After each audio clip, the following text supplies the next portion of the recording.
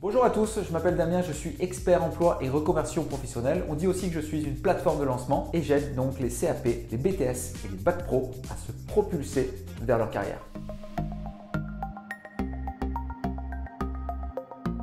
Alors dans cette vidéo, je vais te donner 5 astuces et reste bien toute la vidéo parce que grâce à toutes ces astuces-là, tu vas pouvoir gagner un temps précieux dans tout le processus de recherche de ton nouvel emploi et surtout donc de ta nouvelle carrière qui débute très vite. Alors tu sors de ton cursus de CAP, de BTS, de Bac Pro. Déjà félicitations parce qu'on doit étudier fort, on doit connaître beaucoup de choses.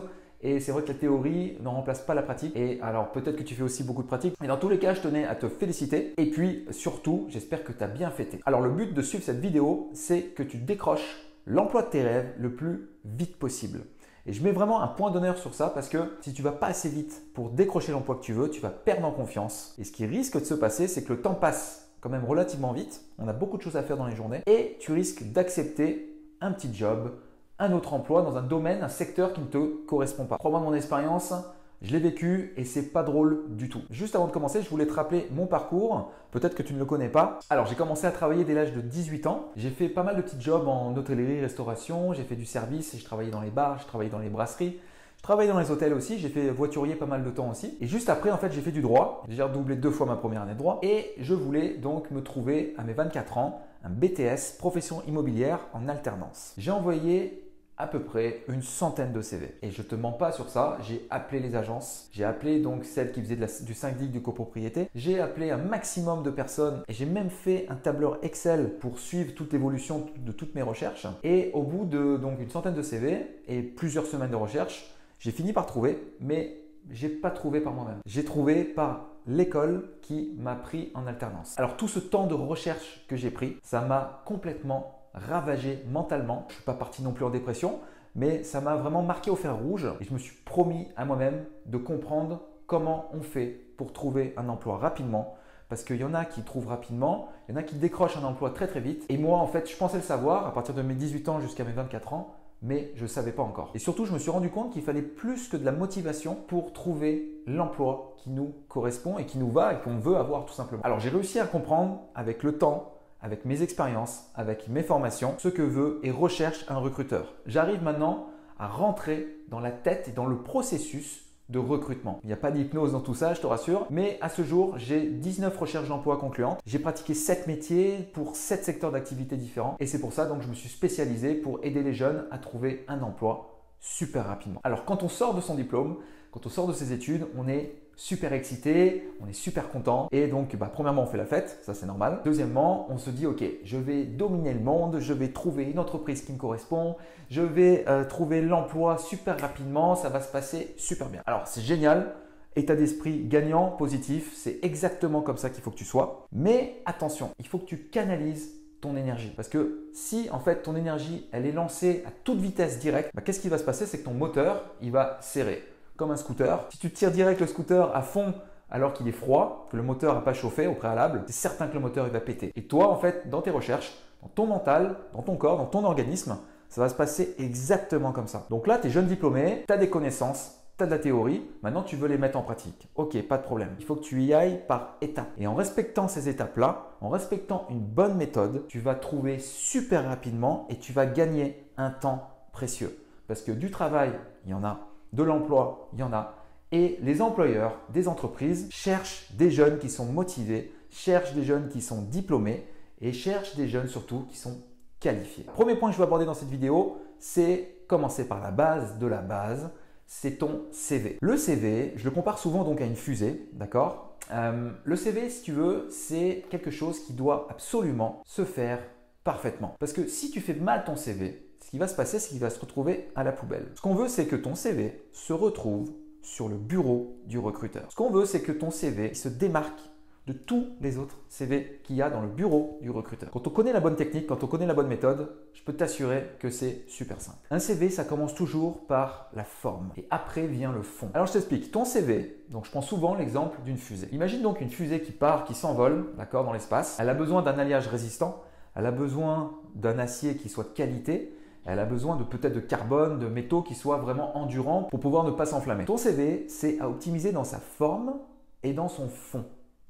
C'est-à-dire que comme je le compare à une fusée, ton CV, il doit être bien construit et à l'intérieur de ton CV, donc pour en savoir plus, il doit être bien organisé. Parce que ce qui se passe, c'est que le recruteur, mets-toi à la place du recruteur. Le recruteur, il est là, il reçoit des CV peut-être 10, 15, 25 par jour. Il y en a qui en reçoivent une soixantaine, mais voire une centaine par jour. Le premier coup d'œil, c'est comme quand tu regardes quelqu'un dans la rue, tu te fais une première impression.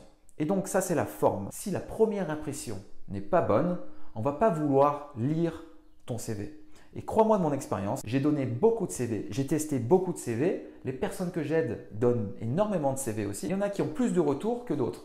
Pourquoi? Parce qu'en fait, il faut respecter des étapes. Si tu ne donnes pas envie à la personne qui ouvre ton CV, qui reçoit ton CV, de le lire, c'est une évidence que la personne va même pas regarder ce qu'il y a dans le CV, dans le fond du CV. Donc, ce qu'il faut que tu fasses, c'est bien respecter la forme et après que tu fasses un bon fond de CV. C'est juste la game et ça se passe toujours de la même manière. Alors, je vais te prendre plusieurs exemples. Je vais t'en montrer 4. Tu vas me dire sous cette vidéo ce que tu en penses. Avec grand plaisir, je veux savoir vraiment ce que tu en penses juste après en fait, d'avoir vu ces CV-là. Et en fait, j'en ai sélectionné 4. Alors, le premier CV, c'est le CV sardine. Le deuxième CV, c'est le CV roman. Le troisième CV, c'est le CV déco d'intérieur. Et le quatrième CV, c'est le CV fantôme. Alors, qu'est-ce que tu en penses? Est-ce que tu aimes ça? Non, pas vraiment. Hein. Si ton CV direct, la forme est dégueulasse, tu pourras faire tous les efforts que tu veux. Ta candidature ne sera jamais retenue. Voilà, c'est quelque chose que tu dois soigner. C'est une évidence, c'est la première étape. Alors, numéro 2, deuxième astuce, c'est ta lettre de motivation. Ta lettre de motivation, c'est, pour reprendre l'exemple de la fusée, c'est le carburant, le combustible que tu mets dans la fusée pour la propulser. Parce qu'en fait, le recruteur, numéro 1, la première étape qu'il fait, donc c'est regarder les CV qui arrivent. Après, si le CV l'intéresse, donc la forme, le fond, il va passer à la seconde étape. Comme le nom l'indique, lettre de motivation. Tes motivations personnelles à travailler pour l'entreprise. Pourquoi tu veux travailler pour l'entreprise? Je prends un exemple. Pourquoi tu caresses ton chien? Pourquoi tu caresses ton chat? C'est parce que tu l'aimes profondément, c'est parce que tu passes des bons moments, il est drôle, il est amusant, c'est un être que tu chéris et qui est important pour toi dans ta vie. Et bien c'est exactement ça dans ta lettre de motivation, il faut que tu marques ce qui est important pour toi en travaillant pour cette entreprise. L'employeur, c'est un être humain.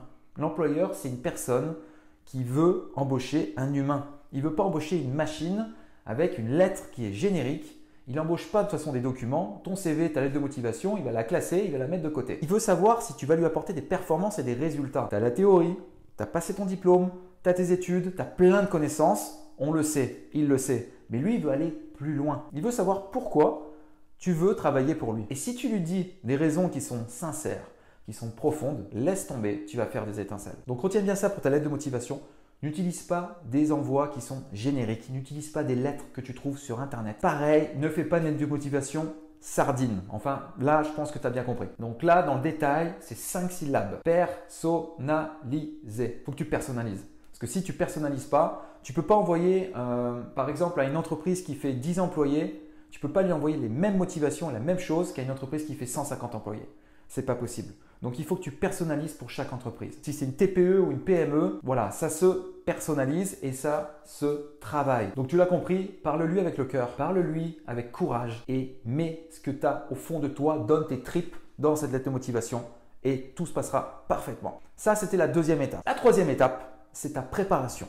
Alors, qu'est-ce que c'est que la préparation? Alors au niveau de la prépa, il y a toutes les ressources nécessaires sur le blog, donc blogtravail.com, tout est en dessous de cette vidéo. Mais en fait, ta préparation, c'est surtout, ce que je répète souvent, c'est te renseigner sur l'entreprise. Renseigne-toi, prends un max d'informations sur l'entreprise. Tu as des Instagram, tu as Snapchat, je pense pas, mais peut-être, on ne sait jamais. Le LinkedIn, prends des informations sur le LinkedIn de l'entreprise. Va sur le site web, fais des recherches Google. Tu as plein d'informations. S'il faut que tu te rendes devant l'entreprise pour peut-être situer l'entreprise sur la map, sur la carte, sur Google Maps, n'hésite pas, fais-le. C'est pour toi, c'est ta nouvelle carrière, c'est ta nouvelle vie. Donc toutes les informations à prendre, prends-les tout simplement. Dans ta préparation, je veux surtout aussi te parler de motivation. Si ta motivation n'est pas là, en fait, tu vas mal te préparer. Donc tu dois vraiment déjà te dire, ok, moi, je veux un emploi, je veux mon emploi et je veux travailler rapidement. Je te prends un exemple. Tu vas au restaurant, tu es avec tes copains, tes copines, ta famille et tu te dis, ok, je veux passer un bon moment, c'est normal, on va au restaurant, on veut passer un super bon moment, bien manger et bien se faire servir. Le truc qu'il y a, c'est que le serveur, il arrive, et il tire une gueule, tu n'as pas du tout envie de te faire servir par ça. Dans ton recrutement, avec l'employeur, c'est exactement pareil. C'est ta motivation.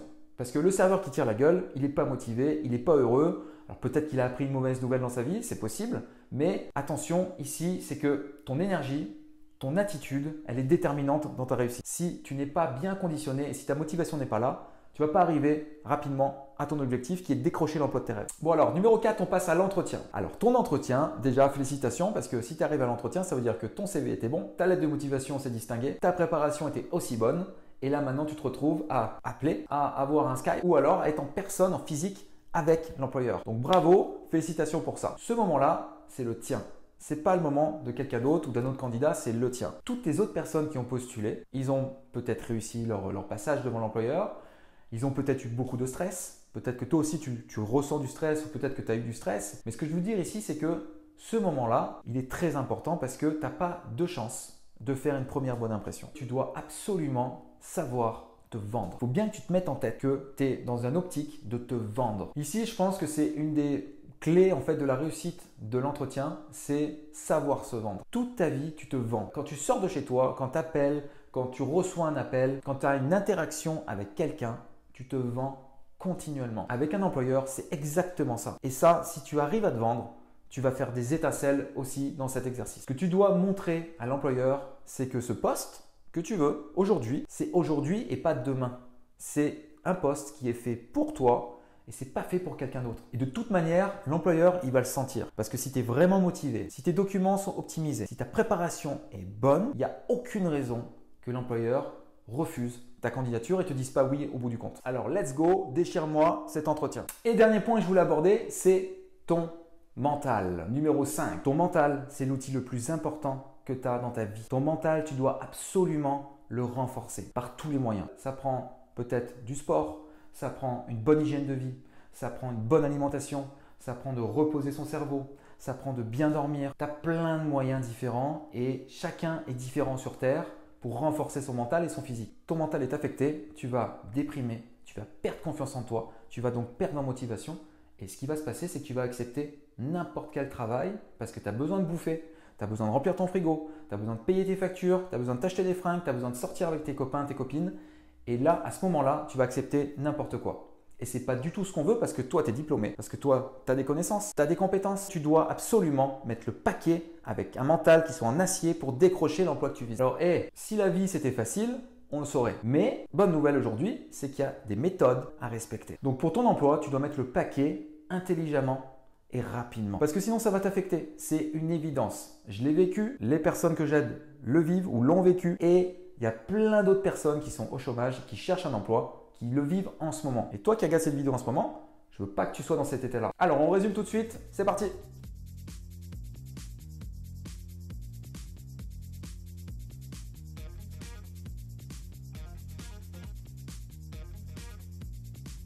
Alors, pour conclure cette vidéo, je t'ai résumé et préparé l'ensemble des points importants qu'on a vus aujourd'hui dans cette vidéo dans ma formation qui est offerte. Alors, je t'invite à cliquer juste en dessous. Tu t'inscris, tu rentres ton prénom, tu rentres ton email, tu t'inscris pour prendre ma formation offerte. Tu vas décoller dans ta vie, tu vas gagner un temps précieux.